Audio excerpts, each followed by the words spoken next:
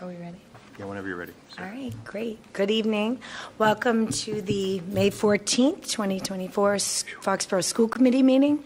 This meeting will be broadcast live and recorded by Foxboro Cable Access. So, good evening, everyone. In light of the recent election, per the bylaws, we are going to start off our meeting with the board reorganization.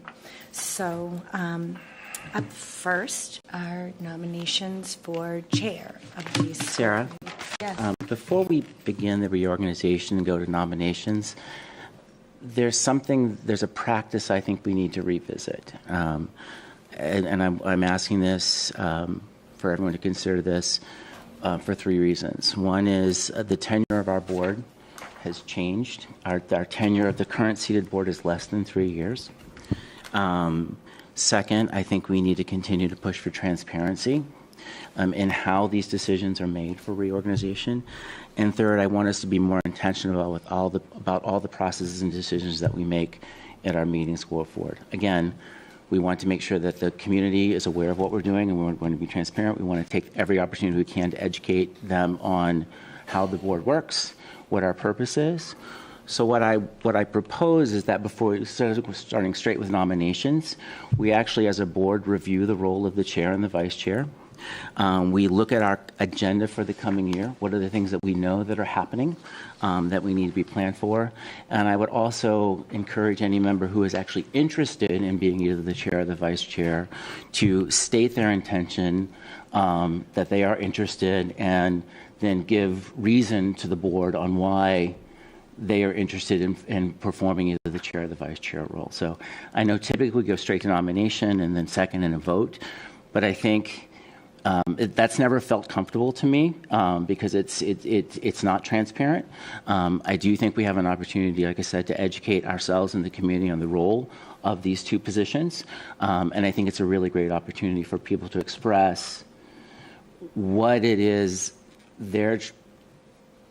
that they want to help the committee accomplish in either one of those roles. So if the committee would consider that, I would like us to take a step back instead of going, like I said, directly to nominations, to have just, like I said, a review of the role of the chair and the vice chair, a review of what we know are, what is in the rotation for the agenda this year. We know that there's contract negotiations, things like that. And then finally, I'd like anybody who is interested, I guess, for the role of chair and the second for the role of vice chair, to state that, and then again, what their reason is for their interest. I appreciate you bringing that up. I think since we have a committee here, we should probably just see if everyone else is feeling the same way, if they'd like to do that, to follow that procedure, since it is different from anything we've ever done. Does anyone else want to, I guess, are you making a formal motion? It's not a motion. I guess it's more of just a conversation before we get to the point of a motion. Okay. Well, how do we feel about that? I'm open to any other input. We are a party of 5 here, so.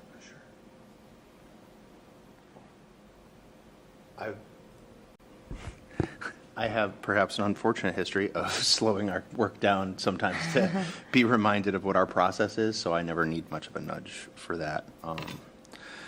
I like that as a process, I guess. I like the idea of having discussions about what the chair, vice chair do as a reminder to the committee. I never think that's a bad thing. In fact, I think it's a good thing. It's interesting, Rob, that you mentioned the year ahead look, at least the things we know. I think we should probably do that regardless, because that's always a nice discussion to have, whether it's at this meeting or not. Like contracts and stuff, or big things we know coming up.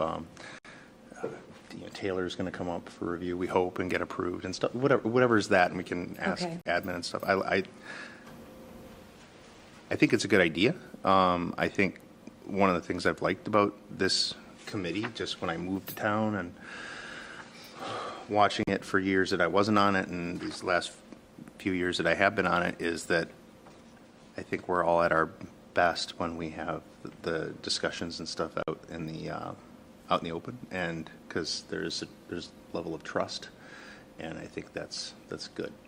Going back however many years, when I was a new member, I felt, this is not in recent things, but just the first year I was on, I felt like I didn't know what was going on at first when they said, hey, welcome to the school committee, you're on it. Oh, by the way, we got to figure out what the chair and the vice chair are going to do. And I was like, okay, what do they do? You know what I mean? And that was not done at a meeting. It was done just through a longtime member being nice to me. And so, Okay. anyway, that's So just my... you're in favor of doing that? Yeah, or whatever. I'm in favor of, or any other ideas that Sure. people have, because it's kind of a neat opportunity, right? Like, we got a new committee together. How do we want to run? I know we have our July retreat and we talk more Sure. about goals and stuff, but I'd be open, at least Okay. I would hope I'd be open to that discussion anytime. Sure. Michelle, are you feeling like we need, If we want to go through, just, peruse the duty of the chair, then let's do that instead of discussing about doing the chair. okay. So we do have in our packet, the rules of the chair and vice chair are here. Thank you, Jamie. So, and it is the duties of the chair of Foxborough School Committee. The chair, just as a reminder, has the same powers as any other member of the school committee to vote upon all measures coming before it. I'm just going to read this since it's here. To offer resolutions and to discuss questions.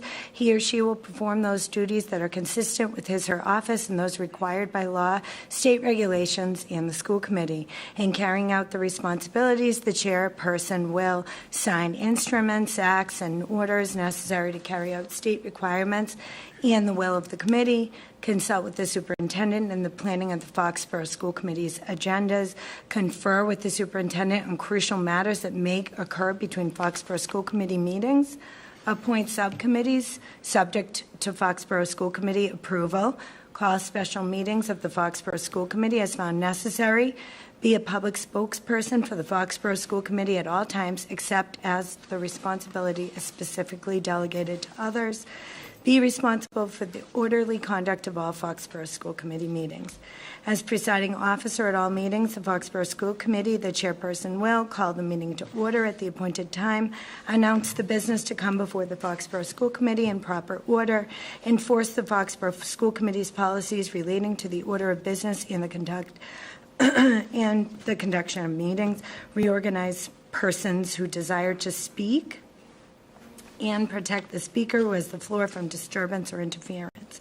Explain what the effect of a motion would be if this is not clear to members. Restrict discussion to the question when a motion before the school committee. Answer all parliamentary inquiries. Put motions to a vote, stating definitively and clearly the vote and result thereof. The duties of the vice chairman and secretary, which is what I've been doing for the last year. The vice chairperson of the Foxborough School Committee will act in the absence of the chairperson as presiding officer of the Foxborough School Committee and will perform such other duties as may be delegated or assigned to him or her. The secretary will keep or cause to be kept an accurate journal of all Foxborough School Committee meetings, will comply with the state law and Foxborough School Committee policy regarding notification of meetings, and will render such reports as may be required by the state or the town. Thank you. So that is there you policy file BDB, and I see something on the agenda already for the policy subcommittee to update the language from chairman to chairperson as appropriate. So whoever goes on that subcommittee. Whoever goes on policy can put a pin in that. That's right. As far as the reorg I'm talking about for the calendar year coming up, we have, that would be something that the superintendent would have to get involved with. I don't think, for the sake of the time in the meeting, sitting and going through the entire calendar for the year. So we know that this cycle, Sure. because I did some research, Yep. we know that this cycle there are 5 or 6 contract negotiations up this cycle, which is, not something that we've had. It's the largest number every 3 years. I think it's the largest number. Is that accurate, Dr. Bertos? So we happen to be that's the cycle this year. So the teacher's contract, I think, is this year. The ed assistant contract is this year. Those are the two largest, I believe, and there are 3 or 4 more. Mr. Yukna, Dr. Bertos? 4 more: food service, and extended day, food service, extended day, transportation, secretaries. Yeah, those are the 4. So we have teachers and EAs. So we have 6 sets of contract negotiations that come up, and the role of the chair typically and the vice chair typically in those contract negotiations is what? So the role of the chair and the Right. vice chair, the role of the chair and the vice chair are basically In the contract negotiations. in the contract So the negotiations. last- so the I last- wasn't chair or vice chair Right. 3 So the years last ago, cycle. but I sat in. Right. So the last cycle of this round, I did. we had the chair and the vice chair were on the teacher negotiation, and 2 other members at large were on the ed assistant, and I don't believe we had representation on the other contract negotiations. Okay. Are there, so, and we do also anticipate some, the budget this year is going to probably require, based on everything that we see happening and, at town meeting last night, budget requiring. So the policy subcommittee is going to have an important role, and then potentially the chairperson's participation in that subcommittee is also going to have a potential role. So I don't know if there are any other events that are potentially not our normal cycle outside of the normal agendas we have of curriculum review and updates from student services and those things that happen that we know that calendar in advance, right? But do we at this time anticipate, I guess this is a question for Dr. Bertos, Dr. Burrows, and Mr. Yukna, are we anticipating anything that has not been part of the normal cycle over the past 2 years? Again, recognizing that the majority of the tenure of our board, or that the tenure of our board is less than 1 full term.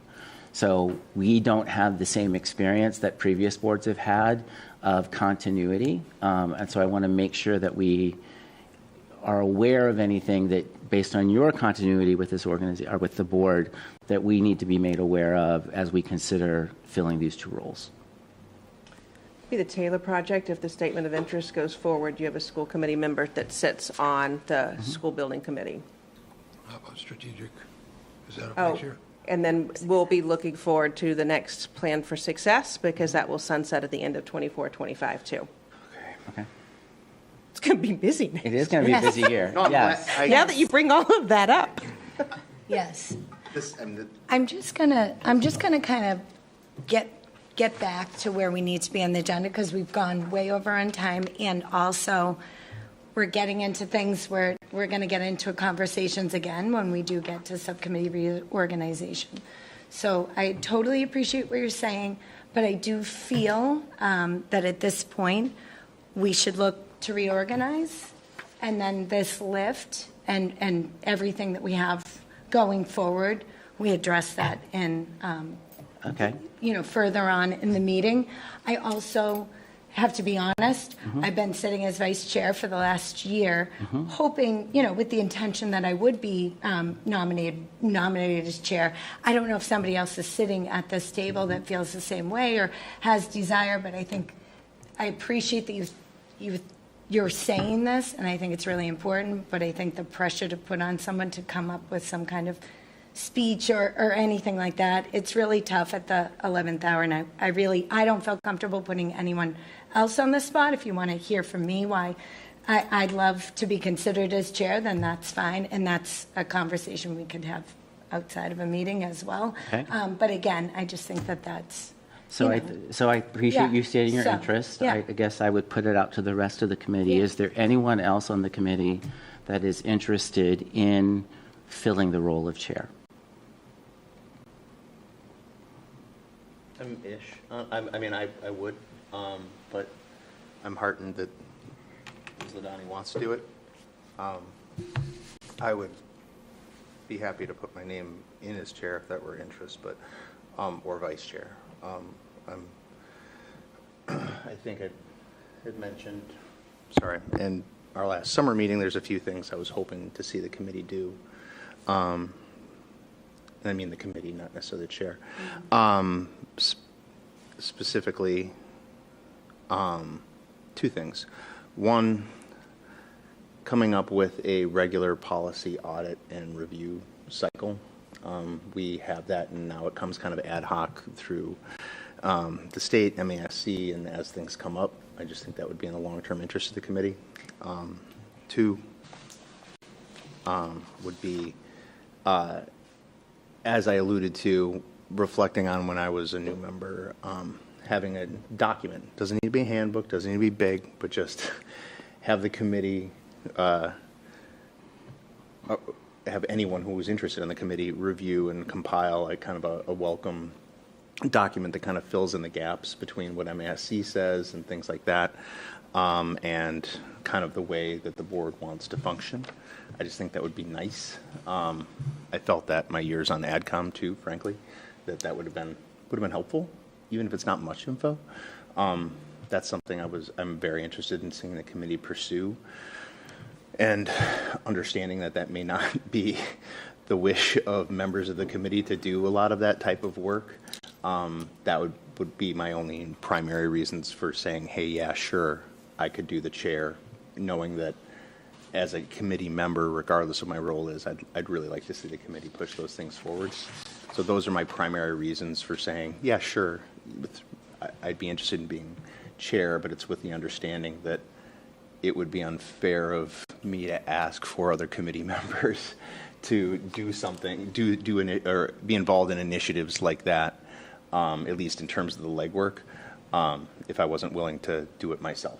So. Well, we are a party of five, and those sound like good ideas, so I think that everybody sitting at the table is looking to collaborate in a forward momentum, I would hope, so.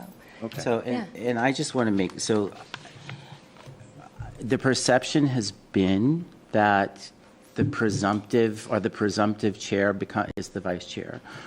That has not necessarily been the reality. We do know in recent history that, we did have one member serving as vice chair 3 times before they moved in the chairperson's role. The year that I was the chairperson, Mr. Pearson had been the chairperson the year before.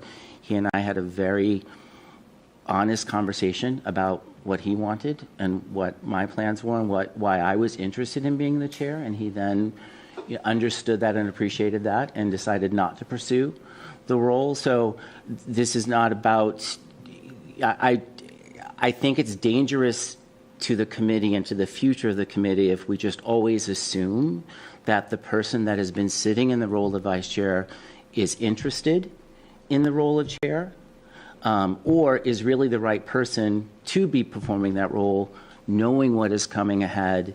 And that is not about you. That is not about Brent. It's not about if Michelle was interested or Nathan was interested. I think it is dangerous to just assume for the committee and the community that the person that is the vice chair automatically becomes the chair the next year. Sure. And that's what I'm trying to call attention to. Perfect. I just want to, for full disclosure to everybody here, last year, I did have a discussion, and I did enter into the role of vice chair with the goal of trying to learn and get to a point where I could feel comfortable being chair. And I feel like I'm there. I didn't expect this, but it's okay. I do appreciate honesty and transparency. So I guess at this point, if we're comfortable, because it's the 5 people sitting here. So if everyone's comfortable with where we're at, I guess I'm going to look for nominations so that we can move on to vice chair, if that's fair. I'd like to nominate Sarah to be the chair. A second. Any further discussion? So I would actually nominate Brent. Okay.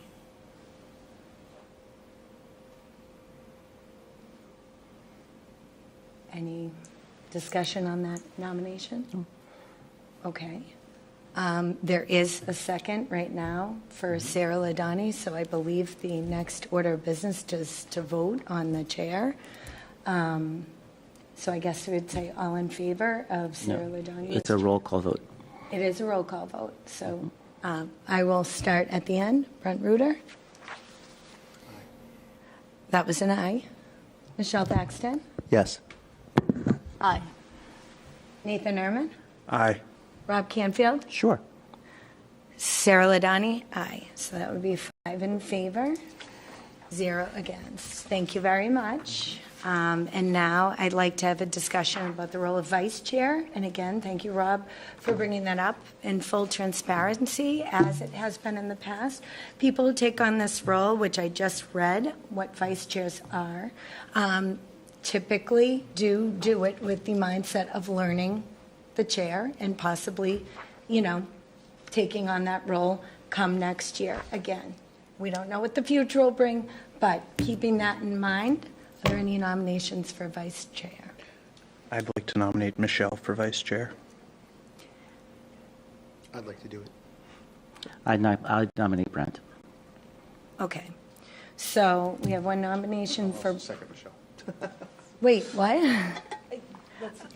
Okay, so right now, the nomination is for Michelle. Any discussion? There was a nomination for Brent.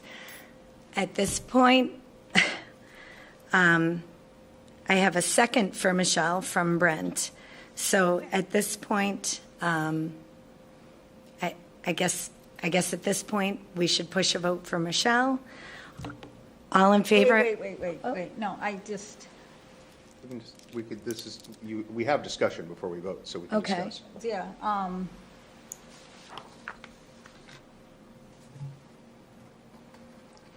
if you want it. I have one more year, so I could be vice chair next year.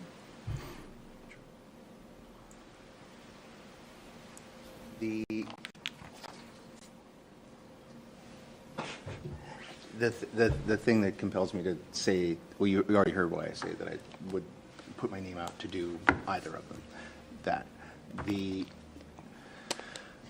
And this is something for folks to discuss and review, because this is discussion, the part of the discussion. With the teacher or with the contracts coming up, it's something I've done a lot. And I imagine, you all have lots of other experiences outside of education. And my enjoyment completely aside, and time completely aside, I feel like I'd be well placed to be on that committee, and if it's the practice to put the chair and the vice chair on that particular negotiation team, then that's the only reason I put my name forward, just because I've done a lot with teacher negotiations from 3 different sides. So that's the only reason. And I think you do a fantastic job as well. But that's the only reason I put my name out there. That's all. Okay. What are you thinking? 'Cause So- this is where we discuss. Is it definite that on the teacher discussion, it is the chair and vice chair that go on that discussion? Those are the 2 members that go forward? Usually just the chair. No, Just the the chair. chair? Just the chair. Okay. We so have it- 2 members that are on the team. Yes, but Yes. it can be like Brent. So it isn't can be. necessarily the vice chair that goes forward on that? I negotiation? honestly can't. Great, it just happened to be last It time. happened to Yes. be the last time, and I That's can't good recall 6 information. years ago, Great so. information.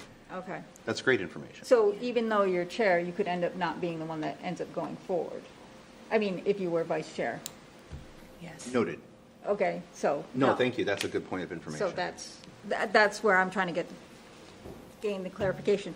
So there, you're saying there's two people on the teachers negotiation, and then 2 people on the teachers. The educational assistants. assistants. And then after all the other projects, all the other contracts, typically, we do not have a member that goes on? You don't have a member that's sitting in on all of those meetings. Okay, but those are just the 2. Correct. It is still a contract with the school committee, and then we would end up having executive session over contract. As a, I was a representative in one of them. for the educational For the assistants. educational assistants, and I was not either chair or vice chair, so I do know it's arbitrary. All right, this is extremely convoluted, so I'm just gonna back up. The first nomination was for Michelle. It was seconded. Then there was a nomination for Brent. So I think I need a little guidance here. You Are we actually don't gonna- need a second for the nomination, so you can go forward with a roll call vote for the two. I think my concern is just what I heard. And this, we've all said this, so this is not a direct criticism. Anybody said it, but the approach of I have one more year, so you should do it, is what I'm trying to avoid. I understand it. I appreciate it. I think it's collaborative. I think I probably said it. So I understand why we say it, but I think it takes away from the seriousness and the responsibility of the two positions to take that approach. I think we need to be intentional about why we fill these roles and what we expect of the people filling them. And it's not this is not a criticism of my faith in you, Michelle, or my faith in you, Brent, just like it was not a criticism of my faith in you as the chair. It is about us being intentional and about us not just assuming a process because we want to get along with each other. It is about what is right for our committee, what is right for our schools, and what is right for our community. I agree. So if we're interested in doing it, I'd like us to say why we're interested in doing it rather than I want to learn how to be chair, so I was the vice chair.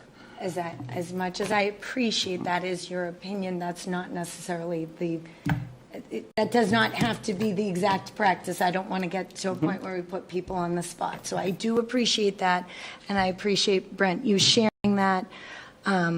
Michelle has been on this committee for a year. Nathan's the only new face on the committee. I feel like we've worked well together, and I feel like we're going to be able to work well together going forward.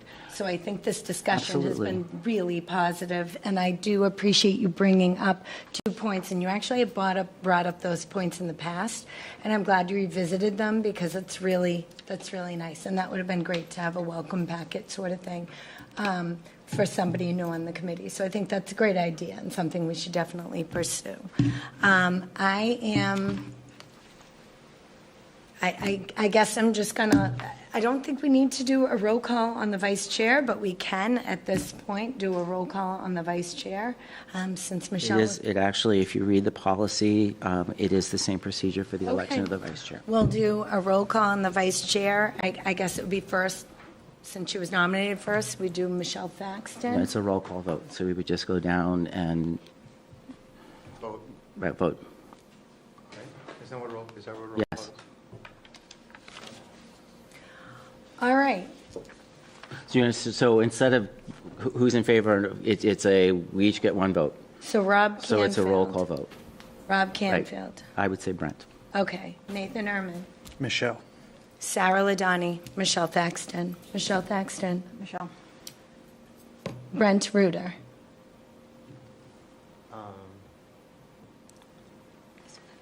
What? No, so we have 3-1-1. Michelle. Thank you very much. And so now the vice chair of the Foxborough School Committee will be Michelle Thaxton. Thank you very much, and I appreciate the clarification on the roles. As we move forward, we're going to work together as a team, party 5, all right? Sure. For sure, working together and make sure we all But I hit the high definitely notes. would like to revisit, like, who sits on the. Absolutely. And not make assumptions about that, because if you feel strongly about that, I would like to sit on a committee, but it doesn't have to be For that sh- one. To your point. and Excuse me, I'm sorry, we're over time. We are. So I'm going to get to open public comment More because on we that are later. going to talk about the policy, budget, and recreation department appointments further on in the agenda. That's fine. So we'll get back to that conversation. Right now, open public comment. Right now, I believe we have none, so we're going to go right into the approval of minutes. Any discussion on the minutes or any correction on the minutes included in the packet?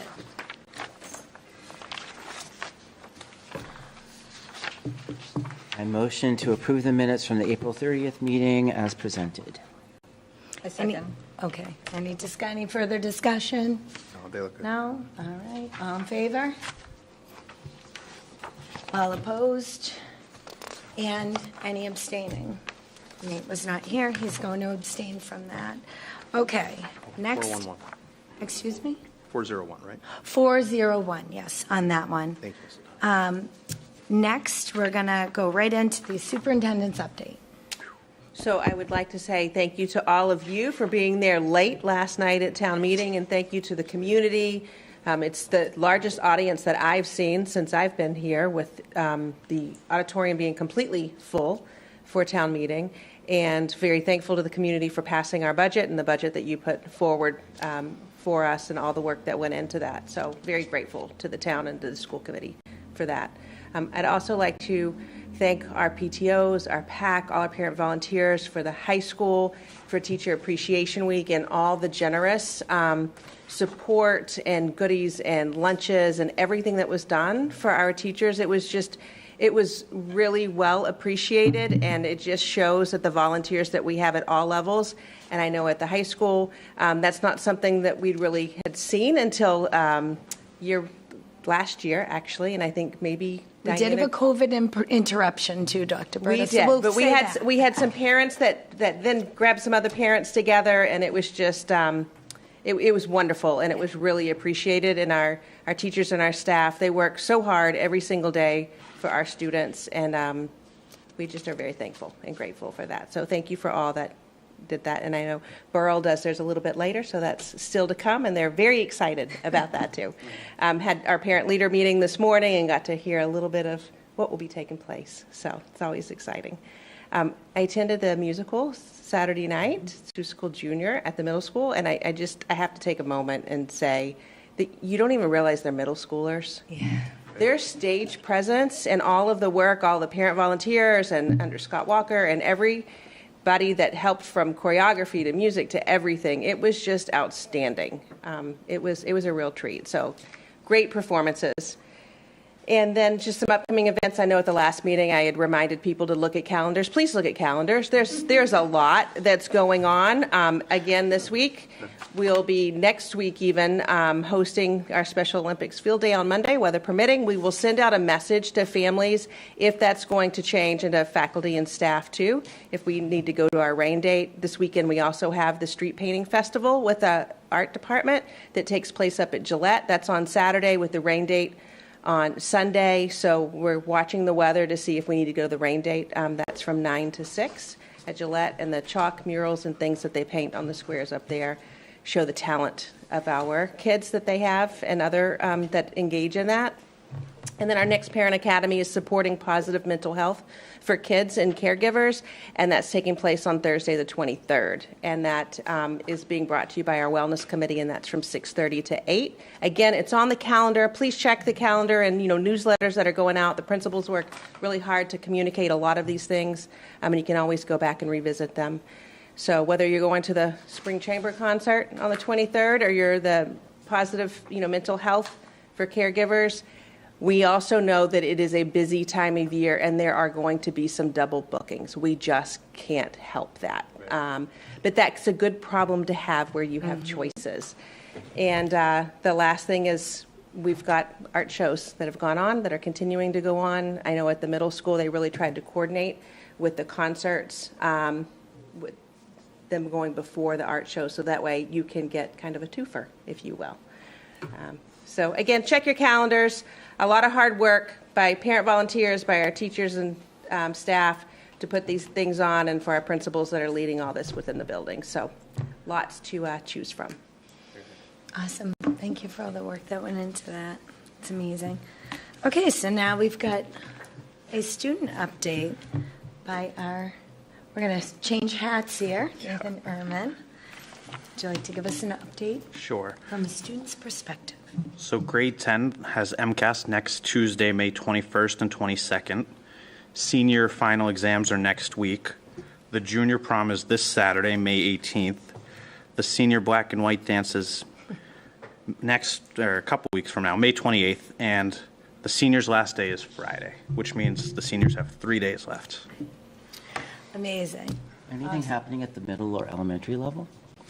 I don't know. We don't have a middle or elementary representative, but Dr. Berto said check your calendars at those levels. They have lots of different field trips that are taking place at the elementary level. Those two are on the calendar. Too many to mention. Yeah. Also, we've got kindergarten screening that's going on right now, so that's taking place. And on that note, if you have neighbors or friends that seem like they have a 5-year-old by August 31st and they haven't registered for kindergarten, please encourage them to register for kindergarten. Bring them in, register. Thank you. That sneaks up on you when you go from babies to kindergartners. I would, just as a side note, I think as we move forward with the student committee, if we're going to do updates, it would be important to represent students from across the district versus just the high school, please. Okay, that's Not necessarily as noted. represented, but in that student's report is what I think we should do. Noted, thank you. Okay, so we're going to move right along to the Foxborough High School Guidance Services Update. This is always a really important, really information-rich presentation. So, Mr. Savidio, welcome. Thank you for being here. And for thank you having for me. all the work Thank that you. you have put into this. Yes, thank you. So there's a lot here, and when we look at the guidance services, it's kind of Dr. Donovan and I, our school principal, we were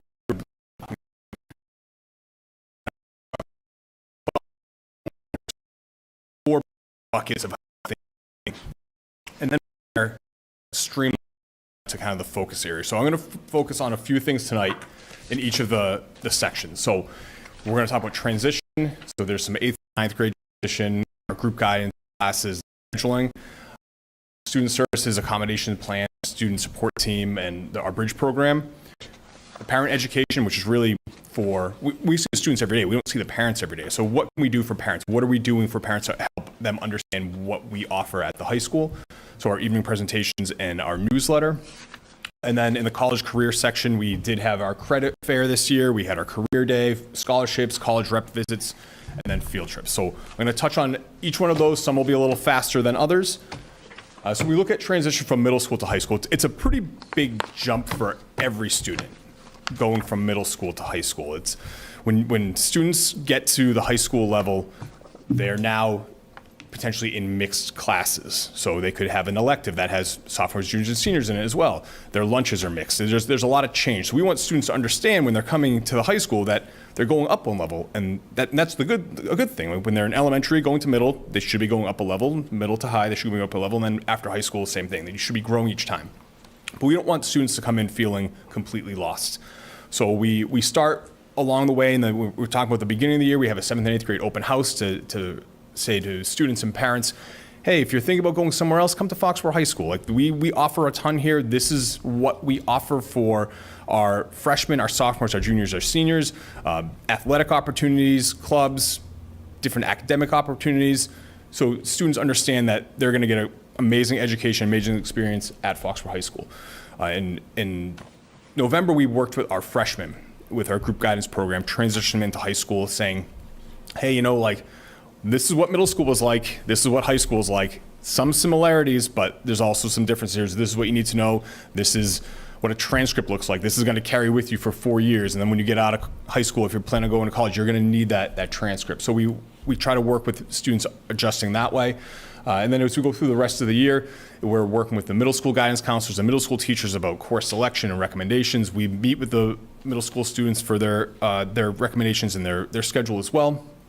We'll have our move-up day in June, which is great. So the middle school students come up for half a day, and they get to see the high school. They get to see kind of in action. They go on a tour. They hear from admin. They hear from guidance. They hear from students. And then over the summer, we have our Link Crew orientation, which is similar to Web, which is the middle school has. So the students are at least somewhat familiar with the process, but it's student leaders, it's juniors and seniors nominated by the faculty as potential leaders, and they kind of take those students under their wing and adjust them to the high school. So there's a lot we do to get the students into high school, and then the next phase is kind of figuring out how to help them get out of high school and where they want to go. So when we look at sophomores, juniors, and seniors, it's really about transitioning out of high school, supporting them in the moment, but keeping that eye down the line to say, you're going to be there in a couple of years. You better start figuring out what you want to do, where you want to go, how you want to be, all that. We don't expect a 13, 14, 15, 16, 17-year-old to know their career. Like, that's not, I think, always realistic. We want students to at least start thinking about it. Get kind of the gears turned in the head. What do I like? What am I not so good at? Am I a morning person? Am I a late night owl. Like, what do I like to do? Who am I? Do I like working with people? Do I like not working with people? And those are ways to kind of figure out potential jobs and skills. So our Naviance program, which is amazing, especially for senior year, that's when seniors are really using Naviance more so. They have they've updated their career exploration program. It's like a cluster finder. And students go through and they answer like 100 questions. It's pretty quick though. And it breaks down the strengths and weaknesses and then potential careers and what they might be interested in. And so we had a lesson for our sophomores and walked them through that whole process. We had them log in, we had them take it, we talked to them about their different potential top paths, clustered students together. They kind of sound things out together. So the next step is really saying like, okay, here's what you're potentially interested in. Is this something really kind of stand out? And some kids are like, yeah, this is really what I want to do. So you can click on that major, on that career, and it shows you the list of majors and then all the colleges that offer that major. So it's a good tool for students to really start diving in. Naviance is great. It's kind of overwhelming, so we don't want students starting, September 1st of their senior year. It's a lot to do at that point, so chip away a little at a time. And then when we get into junior year, we're looking at the junior timeline and what they need to do if they're planning on going to college, and PSAT score interpretation, registering for standardized tests, all that stuff to get them prepared. And then senior year is a lot of, it's really about common application in the college process, but it's also about anyone who's not interested in college, trade schools, if they want to go to the military, if they want to go right to work, what can we do to help them and what can they do? What steps do they need to take? So that's kind of really where we're at for those transitionary pieces. Scheduling, there's a couple things here. There's kind of two areas. There's the counselor scheduling part, and then there's like the master schedule creation. I'm going to spend just a minute on each of those. So as the counselors, we work with our students, especially at the high school level. We meet with the middle school students and put them in as a group, but at the high school level, we actually have an individual conversation. Students come to our office. We talk about not just next year, but the following couple years. What are their plans after high school? So every year I write down like, oh, what are you interested in doing after high school? Just to see what they say. And sometimes it's night and day different year to year, and other times it's the student who's graduating from high school, it's like they told me that in their freshman year of what they want to do. So I like just kind of seeing the progression, but we look at getting those requests in, having those meetings, counseling them on what they want to do, and then once the schedule's created, we figure out how to adjust it if there are conflicts and moving things around. For the master schedule creation, it's a big process. I've talked about this before to the group, so I don't want to spend a ton of time here, but there's a few things I do want to let you know. So it takes a lot of time. It's pretty complicated. We have a lot of singletons, which means there's only one section of that class. So we have a lot of courses, but not necessarily a bunch of sections for each of those courses. So it's great when you look at a program of studies and you see all the different offerings. It's amazing. But we also say like, okay, there's one period will be this class, and then this class is only offered in this period. So getting it to all fit together isn't perfect. I definitely do the best I can, but we try to work with our special ed department head, Matt Struble. Him and I sit down, we really talk about student services and needs. We have that side of things. We also, I meet with department heads for just to talk about like sections and teachers assignments and all that, and build the schedule. So there will be some sections as we're looking at the kind of introducing and really pushing forward our co-teaching model that will have some sections with some lower numbers than we typically would have, but it's for the student services and the support that we're trying to provide for those students. And then we did, a couple months ago when we were here, it was myself and some of the other department heads, we talked about some of the new courses, and Fairy Tales, Myths, and Legends will be running. It's a new course that was approved by school committee, and it is running. Our Introduction to Engineering Design is also running, and then Environmental Sustainability and Environmental Change. Although we've had those courses in the past, it's Project Lead the Way now, so the curriculum is changing. Those are all approved, they're all running. We're psyched to offer them for next year. 504s, I'm not going to spend a ton of time on 504s or DCAPs, but really what it is, if a student has a disability and they're not necessarily eligible for an IEP, and the disability could be a variety of different things, we write a plan for them to help them access the curriculum. DCAP, similarly, student may or may not qualify for an IEP or a 504. We might not even get to that process. We might just say, like, this student just needs an extra accommodation or two. They might just need extra time. They just need to sit up front. We don't necessarily have to write a 504 for something like that. So we have our district accommodation plans. It was structured in a way where there's different kind of areas for accommodation. So assessments, instruction, organization, behavior, and social emotional needs. And teachers can look and say, like, oh, I tried this. And when we figure out what works for the students, that plan carries with the students throughout their high school career. It's available through guidance. We send it to the teachers to make sure they're giving the students what they need. Our student support team, this is something we do quite often. Every Thursday, we meet. On paper, it's an hour. It's not necessarily an hour. It's usually like an hour and a half to 2 hours. But it's our 2 assistant principals, the entire guidance department, our social worker. We have other people kind of come in and out. So sometimes it's our school nurse, our special ed department head, MECO coordinator. So we have a lot of kind of heads in the room, and we say like, all right, here's what's going on for students A, B, and C. What can we do to help? And there's also, here are general themes we're seeing with students. What can we do to help address that? So sometimes it's direct, here's a specific student who's struggling, what do we do? And other times it's really, here's just some stuff that's kind of percolating behaviors, and how can we help teachers address that in the classroom? Our Bridge program is really designed for students if they're out of school for an extended period of time, and that could be for a variety of reasons. A student could have mono, they could have had a surgery, they could have had a hospitalization, and they're coming back, and to say, here's your work, go do it, is a lot. So we have a person in our Bridge program who's our academic coordinator, and then we also have our social worker attached to the Bridge program for any social emotional needs. And that academic coordinator works with the teachers and figures out what assignments are due and when they're due and timelines and deadlines, and it helps the students adjust back into the high school without that added pressure of, I have 3 weeks worth of work, how do I catch up? And we're pretty proud of that process. We've been trying to get that going for quite a while, and it started more so last year, and this year it's definitely solidified into a better product. So for parent education, I want to talk about Bruce Hamilton. He's our college counselor. He's awesome, and he pretty much does the guidance section of the newsletter every week. He probably does like at least 90% of it. He's an amazing guy. He's so thorough. He gives so much information to Dr. Donovan to put in the newsletter.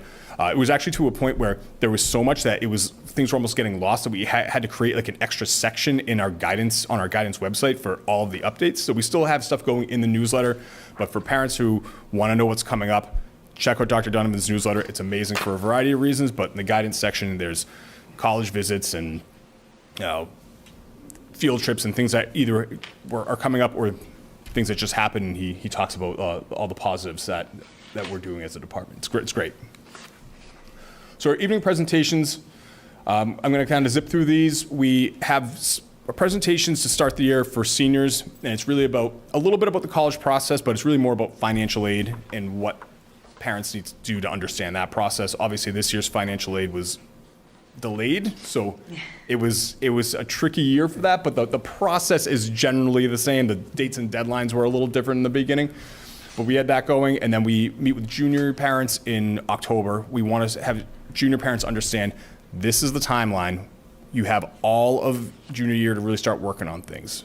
If a student's a little behind, no big deal. Like I said earlier, we don't want students to start at the beginning of their senior year. They want to chip away a little at a time. We do have our 7th and 8th grade open house, which I alluded to earlier. Program of studies is all about course selection. We have 2 presentations. One's for incoming freshman parents, and the other's for our upperclassmen, because there's some similarities, but there's definitely differences between the two. AP Potential Night is the same night as our program of studies. We just have opposite times, and that's for anyone who potentially is thinking about taking an AP course, and they hear from department heads, they hear from a couple of our guidance counselors who are AP coordinators, and a college rep, and some students saying, this is why you should take an AP, and here's what to watch out for. If you're a student who's like, I'm on the fence, maybe 1's enough, where student B might say, I can do 3, and then you might have a student who does 6, which is a lot, but it does happen. Our college panel night is great. Actually, Nate was there that night as our student rep, which was awesome. So he talked about his kind of college application process and what to watch out for students, for parents when they're going into it. So we had 2 student reps, and we had some representatives from colleges to talk about the whole process. So it's a good night for sophomores and juniors as they're about to start going into the crazy year of senior year. So our college and career services, we have 2 specialized people in our guidance department. We have Hannah LeBeau, who's our school to career, and we have Bruce Hamilton, who is our college counselor. And their jobs are similar and different at the same time. They work together and they work with students for post-secondary planning. Sometimes they'll go on field trips together, but at the same time, they have defined roles. So we did go to the National College Fair this year in Boston, and there's like over 200 colleges.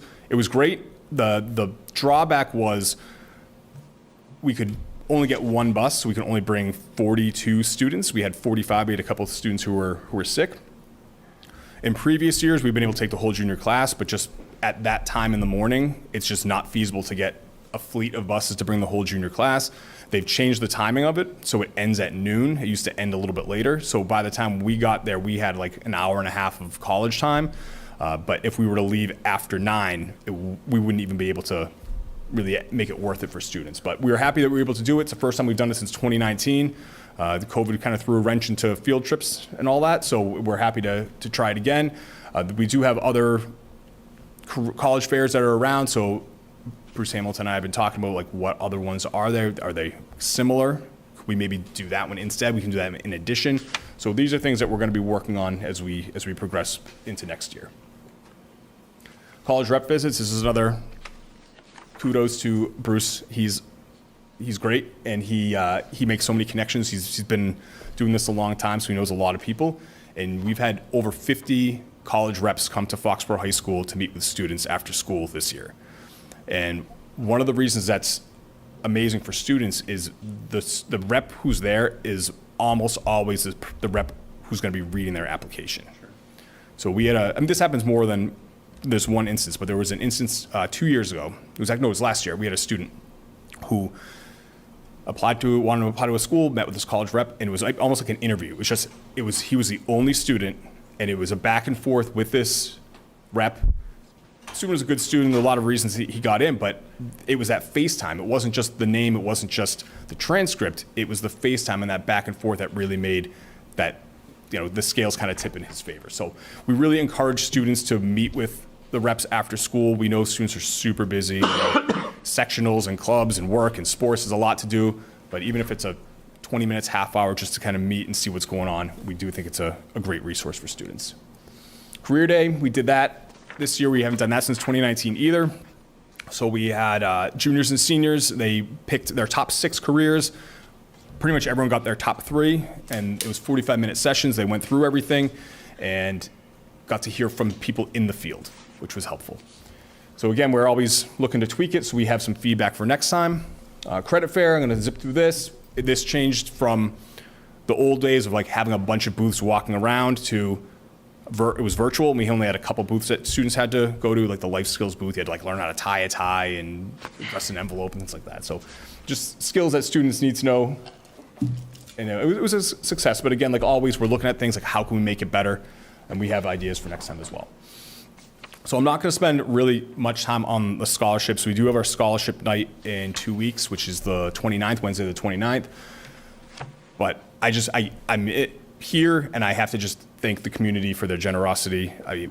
We have so many students who are fortunate and benefiting from the scholarships every year, and in a couple weeks, it's a good moment for us to really go through and have those students attend scholarship night and read their name, and they don't know what scholarship they're getting until they're there. And it's an exciting time, so I just want to say thank you to all our scholarship committees and the generosity that they give to our Foxborough High School students.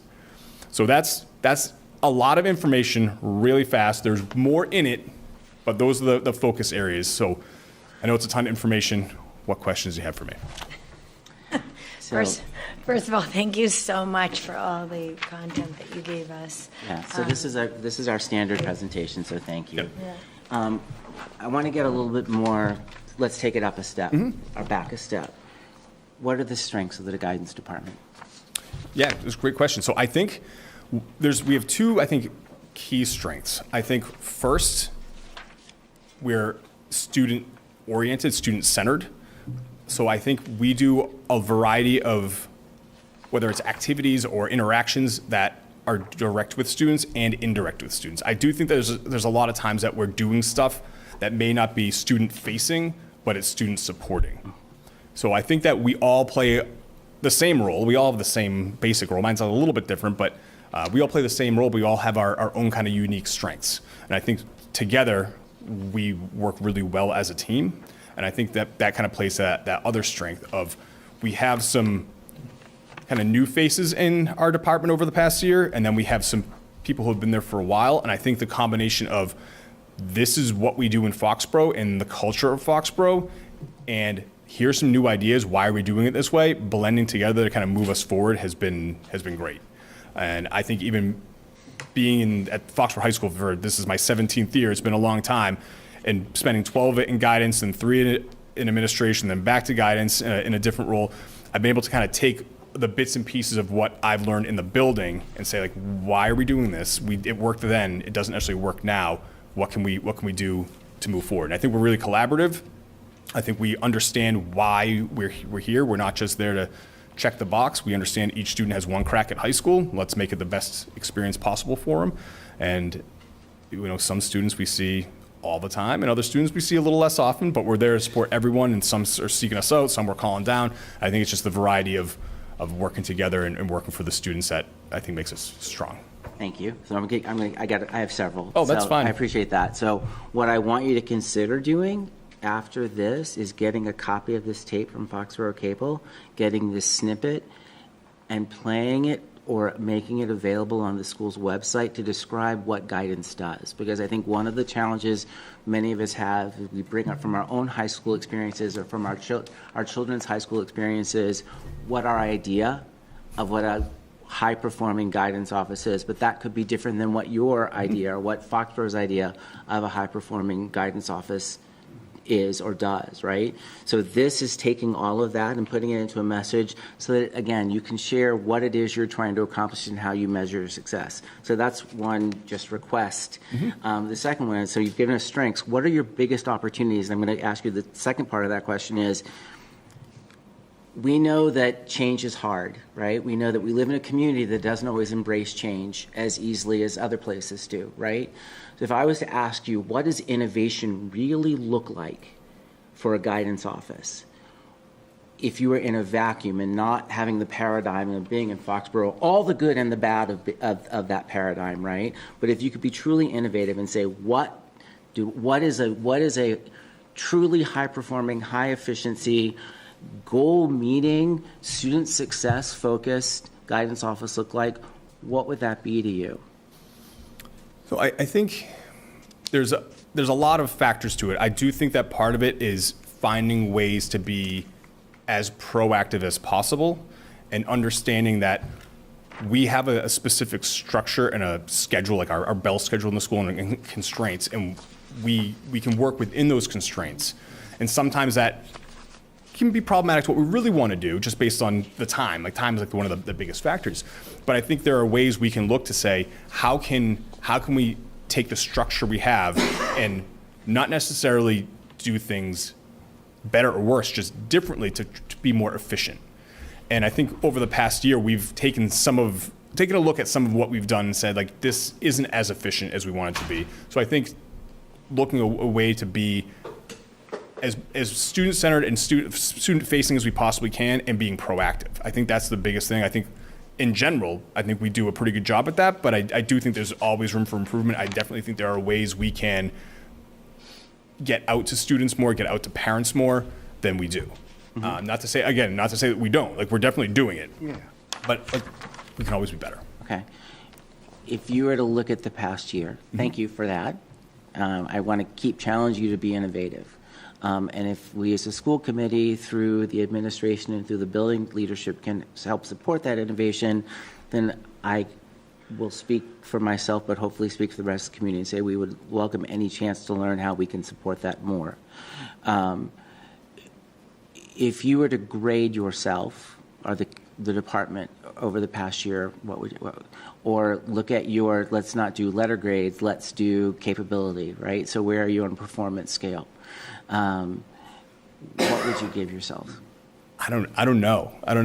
Because we're trying to get that with our kids in middle school, right? So let's do I'm drawing a blank on what we're moving to. The Standards-based. Thank you, standards-based. I guess it depends on what we're talking about. Is it I'm one asking specific you. thing You get to or pick one your standard. general? I don't know. I guess it. I'm trying to think of like us overall. I don't know. That's a really good question. I don't know how to really answer that. I don't know. I feel like for me, and we actually had a conversation with a parent about this kind of recently about like standards-based versus grading. I grew up in grading. Like, here's a letter grade. That's how my brain works. That's how I think. So changing it to a standards-based, I understand it. I understand the merits of it. But my default is a letter grade. Of course. You know? That's why Dr. Burrows smiled when I said it, because Brandon prompted me. But so certainly you know that. I mean, I say this every time you're here, right? Clearly, the Canfield family is a huge fan of yours, right? And we're very appreciative of all the work, personally, that guidance department and all that stuff. But I would challenge you for this report next year to come back and report to the committee using a standards-based approach. This is great information. It's appreciated. It's the numbers that everybody wants. It's the things that we should publish. Again, this could be a great ad. But I would really love to hear from you as the leader of that department. How do you rate your performance? What are your strengths? What are your opportunities? And what does innovation look like for you? So thank you for indulging me. Yeah, no problem. Thank you. Nate? Well, I'd just like to say thank you to the entire guidance department. Without you guys, I'm not sure I would have made it through high school. But secondly, I've heard from a number of students that they really enjoyed the college fair. And so just to clarify, is that going to keep going on next year and years after? Yeah, so with Mr. Hamilton, there's one in Bridgewater. And we want to see if the one in Bridgewater has the same, almost kind of like bang for your buck, if we can get almost as many colleges and be able to have more time. So if that's the case, we might move to that one, but we're still looking to do like a bigger college fair, whether it's the one in Boston or at Bridgewater State. It just depends on what college is there. But yeah, it's definitely something we want to continue in the future. Brent, did you have any? Michelle? Yes. I have a question about, was the PSATs always done at the junior level, or did it used to be at the sophomore level? We had the PSATs for both sophomores and juniors a long time ago. And then it was at PSATs for juniors and the PACTs for sophomores.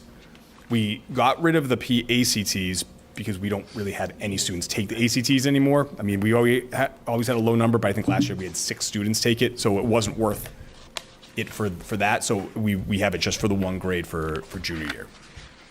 Because that's the National Merit Scholarship year. That's like the big one.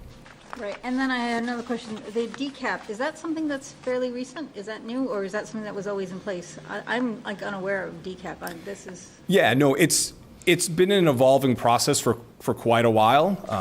Several years. There was a committee a handful of years ago, maybe 5-6 years ago, where it was saying like, here's what we have as a DCAP, like our district accommodation plan, and formalizing it more so. So in the past, there's been a DCAPs at all the levels, elementary, middle, and high, but we wanted to take like a district view to say, how do we formalize it? And obviously it's going to look a little different from each level as we go, but the idea of here's some basic things you can try, and here's what we'll carry with the student going forward. So I would say it's been probably more formalized in the past couple of years. Like through COVID, it kind of was there, and then it really kind of solidified as we kind of came out of COVID, especially with all the needs for students. Okay, Just to interject, just for a second, when we talk about the DCAP and other contexts outside of the high school guidance department, we're often talking about multi-tiered systems of support. So that's part of the way that we track the Tier 2, the Tier 3 interventions. So that's actually what Mr. Servideo is referring to. Okay. At the high school level, our guidance counselors are keeping track of what are those interventions that we're using because they have that view across multiple courses. So they know what works for this particular student and where have they been successful, and they're keeping track of that information. But the district curriculum accommodation plan is something that's very much infused into our approach to MTSS. So we're familiar with it across all levels. We revised it recently as part of our participation in the Inclusive Instruction Academy. So that's part of that work that Mr. Servideo is referring to. Okay, all right, thank you. Sure. I had a student that came through prior to the pandemic, prior to COVID, and at the end COVID, and one that's coming through after. Mr. Canfield asked about your grades. I can tell you, you're on an upward trajectory. I definitely do see a large difference between the guidance department that my first child had, my first student had, and the one that my second student has, and it's a huge difference. You are definitely on an upward trajectory. Thank you. Thank you. True story. Yeah. Following up on what Rob had said, I think I just want to underscore, and people have heard me say this a lot, but it does bear repeating. I love Foxborough Public Schools for many reasons. One of them that I'm citing right now, and people have heard me say before, is that I perceive there to be a high degree of trust between administration and the department heads such as yourself, and that at least what I know coming from the admin all along has been use the data, give us ideas, prove what you want to do, and then go get it, and they'll support you. And knowing that you have, and I hope you feel that you have, that well of trust, in you and your efforts. And so that's why I liked one of the things Rob was saying. And go ahead and use letter grades. My brain works that way too. But like, if you look at like what a modern guidance office has to do, I was trying to break it up as you were talking, but like I was somewhere between 4 and 8 different like pillars of what you and your team have to do. And so it might be interesting or informative for you as the lead is to go through that discussion and just look at it by how are we doing with our counseling aspect of things? How about career stuff? How about college stuff? And you and your people will have those ideas. Along those lines, I'm just curious, as you look at all these different hats that you and your team have to wear, can you estimate like an average breakdown between the amount of hours in the day or in terms of how much effort or in the pie chart of their lives, like how much of their effort has to go to these different aspects? I think and this is just more for my information, so I'm not fishing for anything here. I was just mostly just trying to understand, like in a given day, because they do everything, right? Right. You do everything. And I think it kind of ebbs and flows. So there's some days that are much heavier on maybe like social emotional needs for students. Sure. There's other days that are heavier on more like just like the admin type stuff, like Schedule. yeah. Or you getting to classes or trying to run some groups. Like it just depends on the days. I think what's interesting, I always have a student come in like, "Oh, you busy?" I'm like, "I'm always busy." Oh, like, yes. What do you need? And you look, and it's like you look at my desk, and there's a schedule, like a student schedule here. There's the master schedule there. I have all this stuff all over the place, and it's a bunch of different things. Right. And mine's the same as every other office in the guidance area. We're just juggling everything. So I don't think there's a way to really quantify it, just because it changes so often. I do think that we all have things that we naturally are either better at or that we like. So I think we probably spend maybe a little more time in those areas, but we're still doing all the other stuff. Yeah. So all of us, I think, are capable counselors. I think you look at, if we were to break down like counselor by counselor, I think each one of us has a different counseling skill set and a different counseling like personality, but we can all do it. So I think it just depends on who you're talking with in the moment, like whether or not if you're talking to like counselor A, you're going to get the same thing as counselor B as the bottom line, but the process through it will be different. So I think that sometimes changes how our day goes as far as how methodical we may be or may not be, or do we have a bigger, tighter relationship with this student versus that student so we can maybe get to the heart of the matter a little bit more. It really just depends. So I don't know how to really say this is the pie chart of all of it, but there's a lot of stuff in day to day. I think the percentages shift a little bit.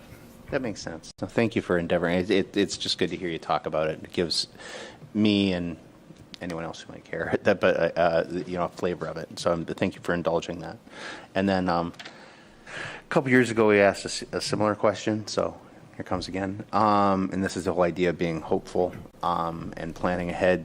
And in light of the fact that we just came from town meeting, are there things that are on your kind of your wish list, even if it's many years out, that as you look ahead And if not, that's fine. But Yeah. So there's two kind of, I'd say, big kind of buckets. We have a schedule committee at the high school right now to look at how to redo our bell schedule and what we can kind of leverage with that. And one of the things that we've talked about, and we incorporated a little bit this year, was running more groups for students. And with our current bell schedule, it's very difficult to make that impactful. We can do it, but not to the impact that we really are hoping for. So with a different bell schedule, we're hoping that will give us that time to make those connections with those groups. We already have the connections with the students individually, but now we can bring the groups together. So that's kind of part of one of the things we're thinking of, like how can we take what we already do, but formalize it a little bit more with time in the day where we're not pulling them out of like our math class or English class or whatever. And the other part is really just taking what we're doing and being better at it. I think sometimes there's a focus of we need to do the newest thing. We need to have innovation. Like, yeah, that's all great. I love it. I want to be innovative. I want to do new things. I want to try new stuff. I also just want to be really good at what I'm doing already. So I think sometimes just like the practice of how do we get better at what we're already doing and then incorporating new stuff is kind of what I want. I don't want to say like, all right, we're going to have all this new stuff, but we're not really good at it. I just want to be good at everything we do, which is difficult. But I just think we all collectively, like the four counselors and Ms. LeBeau and Mr. Hamilton, Ms. Strayuski, Ms. Peterson, who's our secretary, and then Ms. Warren, Ms. Haley Patel, Mr. Cedarchuk, like all of us together, we all play different roles.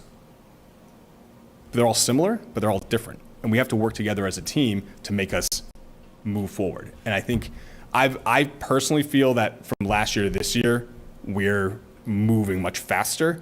I think last year with Ms. Peterson being new, Ms. Warren being new, Ms. LeBeau being new, me being the first time in the guidance office, it was, as a department head, it was like, all right, we're trying to figure it out like as we go. And now I feel like we're a gelled group and we're really moving. So I really anticipate that next year, some of the kinks that we've worked out last year, that maybe some new ones are still there, we're going to work those out and we're going to be in a better spot. So I think it's just about being efficient and being better and being able to do more. It's that thing where you see like the analogies of like, well, I'm a first year carpenter. It's going to take me an hour to do this project where this person's been doing it for 30 years and they can do it in 15 minutes because they know what to do. And I think that's where we are. We have different skill sets and different experience levels, but I think it's about how we are functionally as a group to then make us move as a department. that's all I had. Thank you so much, and thank you, Sarah, for indulging the question. Thanks. Yeah. Junior parent and parent of a graduate 11 years ago. I have great things to say about guidance all along. Awesome. I think this is great. Thank you for your time and your effort. Thank you. And all your preparation. A+ right here. Thank you. I appreciate Am it. I allowed to say that? I just did. It's okay. Thank Awesome. you very much. Thank you. She's an easy grader. Yes. No. I'll take it. I'm not. No. Great job. Thank you. Thank you. Okay, we are going to move on to the Policy, Budget, and Recreation Department appointments. I will give a quick definition because I've been doing the Recreation Department liaison position for 3 years. Basically, you show up to the Recreation Board, you are a voting member of the Recreation Board, you participate in the lens that I personally look through when I'm at the Recreation Board is just regarding the safety and participation of the students of the town, and it's a great opportunity to look through another lens and see kind of where our students go when they're not with us, and it's really great to see some of the workings and the inner workings of the Recreation Board. I am happy, and I can serve another 3 years. It is a 3-year appointment to the Recreation Board. If that is the will of the committee, we do need to volunteer, but if anybody else is interested, I'm not looking to step on anyone's toes. The meetings are once a month with a break in July, I believe, and then there's different events and things like that. So, again. Can I, on that? Thank you. That's helpful in terms of how that goes. As much as I want you to serve on it, because I actually do, because you're very, very good at it and you care very much, I wanted to throw out to the group, and it doesn't need to start this year or do it at all. I was struck by when joining the committee, many committee members who were newer, meaning 3 years in, were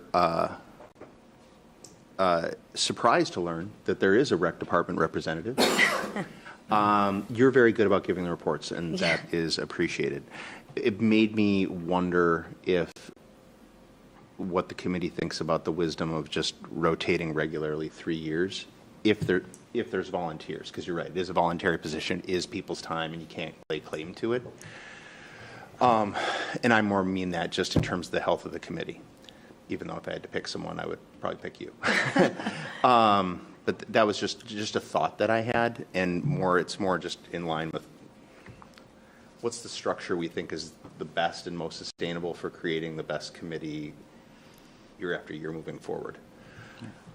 After having done it for 3 years, to answer that, I will let you know that consistency, like anything, consistency and showing up to the meetings, learning the procedure, how things work, it definitely adds to feeling like you're part of a group. You're holding their board accountable, and you're there to be a voice for our board. So I think I don't know if maybe I'm misunderstanding that. I think the 3-year term is really, it's a necessary. I think the 3-year term and to having that be in line with the time that you sit on the committee is great. And it was, quite honestly, it was a great way to get my feet wet. And I'm not, obviously you're on policy and our budget, but when you're a new member, it was a great way to be a liaison and just Learn stuff. Yeah, look through different lenses and learn stuff. But I do actually really enjoy it. So I know you do. And, I do. And I know you're good at it. No, it's great. It's fun. I actually agree. I think I think it serves our committee better to rotate it, and it serves us better to be intentional. And we certainly do appreciate the light that you have shared on what is happening with that committee. I think that there are some continued improvements. Like, I'd love to know what votes were actually taken, and how you voted how the representative of the school committee voted on those as maybe part of our information in our packets going forward. I actually, I didn't think I would say this 3 years ago. In fact, I didn't say it 3 years ago, but I actually am interested in doing it as a volunteer. I think that it's a part of the town that I do not understand very well and would like to understand better. So, in the spirit of rotating and in the spirit of, me wanting to understand better how we work with the Recreation Department, I would like to volunteer for this role. I just have a quick question, and it's back on when you said this is a 3-year-old, it's defined as a 3-year-old? Yes, it's a 3-year-old. And I understand, like, you want consistency with it, but how do you ensure a 3-year-old when you have a board that constantly rotates? Like, this board constantly rotates, like... You can't. Okay, so then it's Fair not point. really a 3-year-old. I mean, where is it defined as? It's potentially a 3-year-old. It's in the town bylaws. They asked for it, so maybe, When I they set up the rec have board. no idea. There were 2 long-standing rec board members before me that I knew of. No, I was just curious. Yeah. It's Yes, because it's a strange thing. otherwise we would be consistently tied to the people that are voted in on that cycle, and we can't be tied to No, that. yeah, So, I understood. And I agree with that. Yeah. It's okay. Okay, so we have a vote. I'm interested in continuing my role, and Rob's interested in possibly taking it on. So I guess we're at a vote situation right now.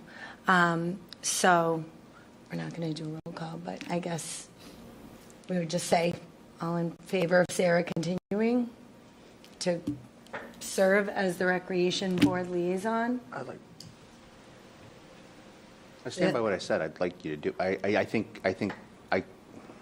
we should rotate it, though.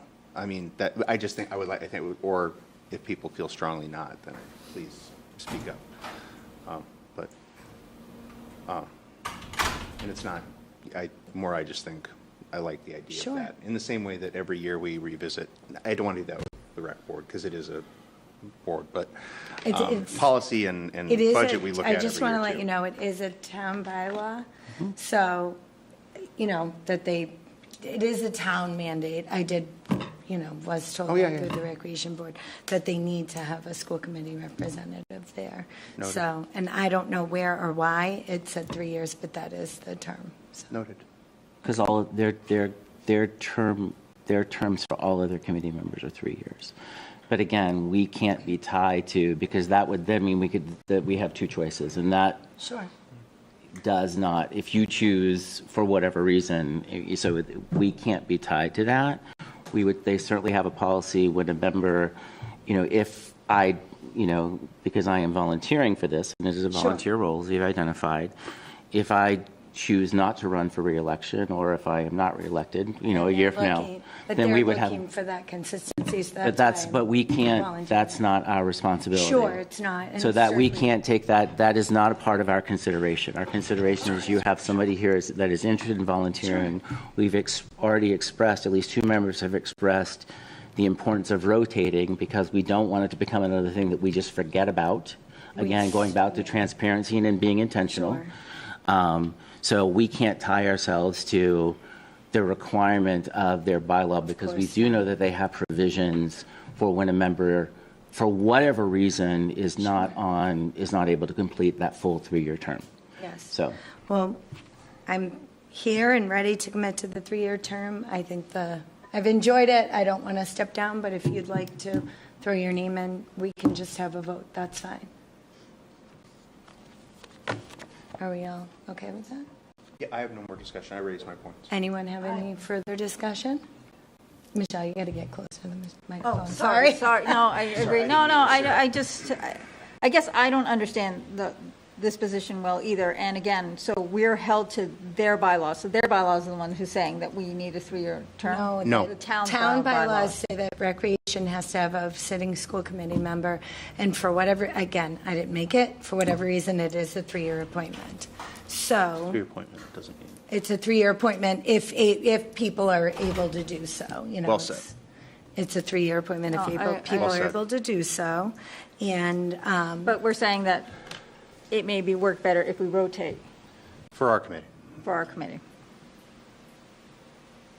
No, we aren't saying it. That's just No, that's what I going said. It's- forward That's is all I what said. Brent had said, going Because in the forward. past, we had a longstanding member, and that scenario probably will not exist again. We don't know. It's unlikely. I would never say that. Okay. All right, we don't want to make any presumptions. Okay, no, I guess we don't. anyway. Like, Okay. I would recommend, and I'd like everyone to consider that if you're going to be, serving as the chair, Sarah, I think it makes sense also for the committee to distribute the responsibilities. The requirements as chair are different. I appreciate that, but I've been taking on the role with many other roles outside of I'd school like to committee, finish, so it's please. fine. I think it serves the committee Appreciate better it. to distribute Yeah, how we all get involved. And I think it doesn't necessarily serve us to have, I'm going to say the same thing about the warrant signing in just a minute. I think it serves us better to have people yes. rotate, and I think it serves us better to not have one person serving on 3 or 4 different things, not because of that one person's capability or time or commitment or anything. I just think it serves us better as a committee to distribute the responsibilities that we have to the community across Sure. the board. Totally understand that. Okay, at this point, are we okay to vote? Any Yeah, further thanks, Sarah. discussion? All in favor of Sarah serving on the Recreation Board?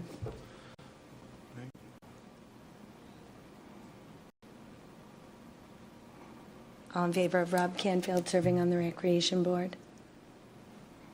Sure. Okay. Rob, congratulations, you're Thank you. the new Recreation Liaison. gonna be fun. Next, Policy and Budget Subcommittees. I mean, I can start it off, I guess. Sure. I'd like to be on the policy subcommittee. It's been something that I've been interested in all along. I've been following the policies of the school committee meetings. It's just a passion of mine. So, and I also think it's good to have some consistency on the budget subcommittee, especially since Mr. Yukna is retiring. So I think I'd be a good fit on the policy subcommittee. Thank you so much. Anybody Thanks, else interested in policy? Brent, I know you want to get some of that work done. I don't want to speak for you. No, you're not. And if folks think that that's okay, if that's okay with folks, I've done both. I've been on policy more. I'm comfortable on both, very comfortable on both, mostly because the AdCom thing before. But if somebody wanted policy more than me, then I would listen to you and believe you. But I love being on policy committee. I'd love to work with you, Nate, and it's fun. So, and is that it? But the other side of that coin is the other one. Sorry, Sarah. Sure. I personally do not have a preference. So, Michelle, do you have a preference? I do. I would prefer to stay on budget. I love that you want to, so thank you. But I'm also interested in, it was, this year, the budget subcommittee was very easy with Mr. Yukna. I'd be interested, Yeah. and we're going through a transition, I'd be interested in staying with this. Okay. Thank I'm good with that. Mr. Canfield, are you I am okay with that? always happy to work with Ms. Thaxton on a committee. Great. Then Okay, thank you for listening So, to me. all in favor of Brent Reuter and Nathan Ehrman being on the policy subcommittee? Sweet. And that would be all against, all opposed, none. So that would be a 5-0-0 vote in favor of that, and all in favor of Michelle Thaxton and Nate Ehrman. Michelle Thaxton and Rob Canfield being on the budget subcommittee. Awesome. And that would be another 5-0-0. Thank you very much. That was awesome. Next is the warrant signing procedure. And again, for transparency, I've been doing that I was voted on 3 years ago. We've revisited it 3 different times, and we said we were going to talk about it again tonight. Sure. What I do is I show up to sign the warrants anytime between noon on Friday and noon on Tuesday. So that's the time frame that you have to show up. There is a lot of communication with the accounting department because stuff happens, there's vacations, there's holidays or whatever. There are forms that you fill out. You sign all the warrants, you go through them, and there are forms that we fill out and we keep in the record. Any items over or greater than $25,000 are separated out, and we do sign off on that. So that is sometimes just reviewing all the warrants, making sure everything's in line. So that's the job. And is there anybody interested to step up and do that?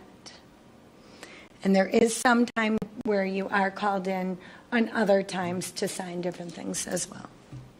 Just in full disclosure. Oh, sure. Yeah. Right. And I think the big consideration is you have to be available sometimes during business hours on a weekday. It is so always that business eliminates hours. Yes. that eliminates people who are not available on a regular, typically on a Monday afternoon or Tuesday morning, right? I don't know what the current committee. I know that pool includes you, Sarah, and me. I don't know.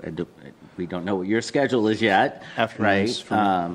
And Michelle, I don't know what that includes for you, and that's your business if you choose to offer that or not. But I will say, if anybody would like to know, that being on budget subcommittee the last 2 years it's been a great lens to look through, to read through the warrants every week. I know it sounds tedious, but it really has been a great way to see the budget actually come alive weekly, see what the expenses are and how the money is spent.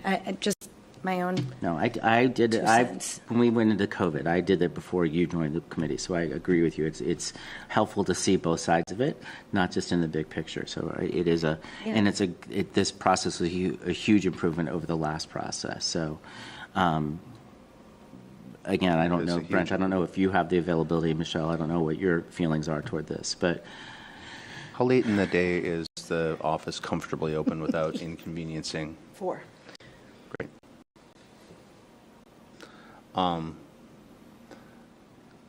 Mondays and Tuesdays, I could do it before 4. Okay. I've done it on occasion. I am available to do warrant signing. Are you interested? And again, distribution is very important, as I've said now 7 or 8 times during this meeting. If you're interested in doing, Michelle, I think it's a great opportunity for us to rotate as well as create distribution of responsibility. Okay. That's fine. I'm fine with signing warrants. Like I said, I've done it. And I don't mind being called in, too. And just keep in mind, too, that it can be, if somebody's sick or they can't make it, like, it can be a team effort, so other Yes, people I've can signed, fill in. Michelle has signed, Exactly. Other people can fill in, and it's not something where one person is just, only one person has access to the material. We certainly, That's we step in for each important other. distinction. Party of 5, keep saying it. Okay. Thank you so for the distinction. Any, all in favor of Michelle Faxton being the warrant signer from here on out? And this is, just to be clear, I think when we originally discussed it, we said we were going to revisit it every 6 months. So we would talk about it right before the end of the year again. So if there's, and of course, if anything needs to be adjusted, we can always have a conversation. But is everybody in line with that, or I am. is everybody comfortable? I am. I actually think we should consider at some point going to just this annual cycle. We haven't changed it in the 2 years. It hasn't been Great. changed. Yeah, So we I haven't agree, yeah. changed it. There hasn't been a reason to change it. So, and it's not a policy. It's not a documented, it's it's documented in a meeting minute. It's a conversation, It but is something that we should consider just making it a part of this meeting as part of the reorganization. I think it makes more sense. Unless there's an issue where, Michelle is no longer available and we have to come up with something. we can have a conversation for sure. Are you comfortable with that, saying that we will do this until the next reorganization, with obviously substitutions as needed? Okay, all in favor of Michelle signing the warrants on a weekly basis? And that would be 5-0-0. Now, before I'm going to entertain a motion to adjourn, I just did have a couple little updates. One is really time sensitive. We've talked about the Maya rewards, the insurance rewards. There are 5 people here. There are, I believe, 4 more hours left of classes, and Friday is the deadline, correct, Mr. Yukna? Friday is the deadline, so if anybody can take, I can have Jamie, St. Jamie, thank you so much for everything you do. I can have Jamie send around the 4 that are pertinent to school committee that will give us the credits we need to move forward into next year. And then I would like to make sure, as being the person that has kind of been the liaison for that we definitely check in over the course of, like, maybe quarterly, and just see how we're doing on our rewards, so it's not a crunch at the end, because that can be uncomfortable for everyone, so. That's smart. Yeah, if we just put that in quarterly. Yeah, that yeah. way- We had some staffing. I think somebody was out for maternity leave. We had some hiccups after Babs retired. Babs was, I'd be signed up for 17 courses and not even know it, and be in a webinar, and she was really on it. But when Babs retired, obviously we had, and then we have a fantastic person there now, really getting on it. So I think it'd be great. Mr. Yukna, do you have anything to add? Yeah, I would say we're the only, the school board is the only board that doesn't max out on the credits. Okay. As far as the rest of the stuff, the rest of the town departments, this year they've fully maxed out. As far as facilities and stuff, we fully maxed out. But it's this one thing that I think we're the only one kind of pulling down the town, getting 100% in the rebates. We do very well as a town, but it's the one area that we don't do too well on. So, and haven't for years. I mean, a couple years ago, Sarah and I did all of them. And quite How many hours honestly, are there annually, roughly? Huh? How many hours of It's coursework? it's a 7% credit to earn, and I don't know how many. I think that year I did 5. You did probably the same. It doesn't really take long, to be Sure. honest with No, you, it's but it just- doesn't make any sense that I'm doing school board, Yeah. stuff. It's really, that's your responsibility, not mine. So, but again, I think Sarah's point of bringing it forward to you guys on a regular basis is the right way to deal with it. So, I think Thank you. Katie Lang will submit it out to you. Yeah, So. Katie's been great. She's great. So, Thanks for bringing that up. yeah, no problem. I mean, now we got to crunch till Friday. So, like I said, I'll have Jamie send around I think there's 4 remaining topics we can be choosing from, and if we can distribute them, I'll probably do one more. I did one today. I'll probably do one more, and then there'll only be 3. So, and lastly, I don't really have any recreation updates. Oh, sorry. We typically, I don't have it on the agenda. I didn't know if we were going We can't, we, to accept it. okay, I thought we could. Okay. Okay, I didn't see it. So, anyway, I just wanted to, as far as recreation, everything's going great for the summer. We're staffed up. Everybody's signing up. The kids are looking good. Everything's great, and farmers market starts again at the end of this month. Great. Anything else, Mr. Canfield? I just motion to adjourn. Well, we're going to wait on that. Nathan? Michelle? No. Brent? I had nothing. Dr. Burdos? The last thing I'd say that I didn't say under my update was good luck to all of our athletics teams and the playoffs, because I think every one of them have made the playoffs. That's amazing. Dr. Burrows, you got something. Oh, between now and next school committee meeting, we'll have our Special Olympics on Monday, May 20th. May 20th. 20th. We're really, really excited. We have a couple of other schools coming. It's going to be a really big event, so looking forward to that. And looking forward to our student athletes performing. Mr. Yugna? Nope, I'm good. And one other thing. There was a METCO conference, correct? There was. We had a number of staff at the middle and high school Awesome. attend the METCO Legacy Spring Conference. That was the conference that you and Michelle had attended last year. And the staff that attended, we prioritized staff that hadn't already seen Dr. Adolph Brown present. We had him in the district a number of years ago, and he was really well received. So we were really fortunate to be able to send a number of staff to that event. Great. Thank you so much. Motion to adjourn. A second. All in favor? Aye. Oh, sorry. Thank you so much.